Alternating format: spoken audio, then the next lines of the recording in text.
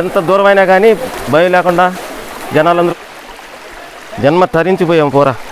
భైరవ కొనలో కూడా కానీ ఇంత ఎత్తులో లేదు అక్కడ.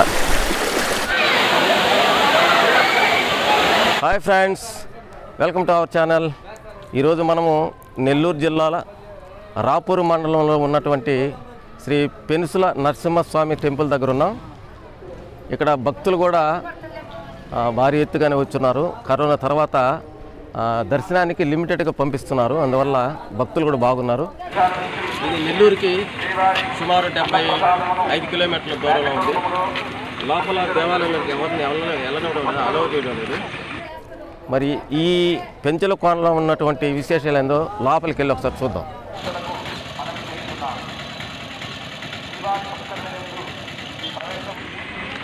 సహకరించవలసిందిగా తెలియజేస్తున్నాం.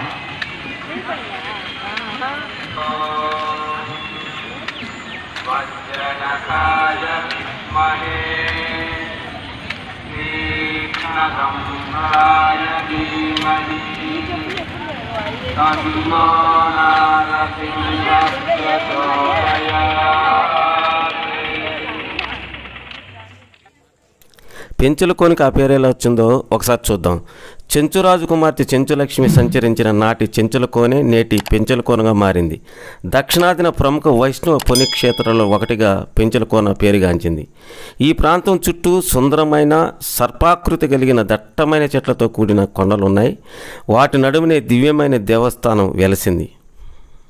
ఒకసారి చరిత్రను మనం చూసినట్లయితే శ్రీ మహావిష్ణువు కృతయుగాన ప్రహ్లాదుని రక్షించేందుకు హిరణ్యకశిపుని సంహరించిన అనంతరం వెలుగొండల కింకారణ్యంలో గర్జిస్తూ ఆవేశంతో సంచరిస్తున్న సమయంలో చెంచురాజు కుమార్తె చెంచులక్ష్మి అడవిలో తన చెలికత్తెలతో సంచరిస్తుండగా స్వామిని చూసి చెలికత్తెలు పారిపోయారు. చెంచులక్ష్మి భయపడక స్వామి వైపు చూస్తూ నిలబడిపోయిందని చరిత్ర చెబుతుంది. దానికి ఆమె అందచందాలను ధైర్యానికి ముగ్ధుడైన స్వామి చెంచురాజుకు కప్పం చెల్లించి ఆమెను వివాహం చేసుకుని ఆ సుందర వనితను పెనవేసుకుని శిలారూపంలో ఇక్కడ స్వయంభుగా వెలసినట్లు పురాణ కథనం. అందువలనే స్వామివారిని శ్రీ పెనుసుల లక్ష్మీ నరసింహస్వామిగా పిలుస్తారు. ఇది తెలిసిన ఆయన సతీమణి ఆదిలక్ష్మి అమ్మవారు ఆగ్రహించి స్వామికి అల్లంత దూరంలో ఏటి అవతల గట్టుపైన ఉన్నట్టు చరిత్ర చెబుతుంది. ఈ ఆలయం తూర్పు కనుమలలో కడప నెల్లూరు జిల్లాల నడుమ సముద్ర మట్టానికి 300 మీటర్ల ఎత్తైన కొండపై శ్రీ పెంచుల నరసింహస్వామి వెలిసి ఉన్నారు. ఈ దేవాలయానికి కేవలం నెల్లూరు జిల్లా నుంచి కాకుండా రాష్ట్రంలోని అన్ని జిల్లాలు పక్క రాష్ట్రాల నుంచి కూడా వచ్చి ఇక్కడ దేవుని దర్శించుకుని వెళ్తున్నారు. ఇక్కడ కులమత భేదం లేకుండా అన్ని మతాల వారు వచ్చి ఈ దట్టమైన అడవులు, ఈ సుందరమైన వనం చూసి దర్శించుకొని, అదేవిధంగా ఇక్కడ ఉన్నటువంటి పక్కనే ఉన్నటువంటి వాటర్ ఫాల్స్ని చూసి ముగ్ధులై భక్తులు ఆనంద డోలకులో మునిగి తేలుతున్నారు. ఇదే ప్రధానమైనటువంటి దేవాలయం.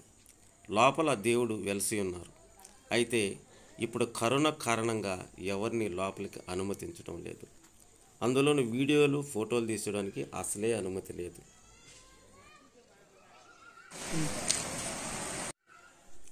గుడికి ఎదురుగా చూశారు కదా ఇలా ఉంది. ఈ వెనకే శ్రీకృష్ణుడు సర్పం మీద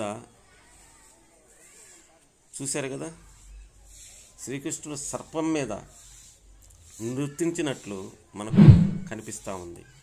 సో ఇలాంటి అందమైన దృశ్యాలని మన పెంచలకోనలో ఎన్నో చూడవచ్చు. ఇప్పుడు మనకు కనిపించేదే వాటర్ ఫాల్స్. అక్కడికి దరిదాపు 2 కిలోమీటర్ల దూరంలో ఉంటుందని అంటున్నారు. మరి అక్కడికి పోతే కానీ మనకు విషయం తెలీదు.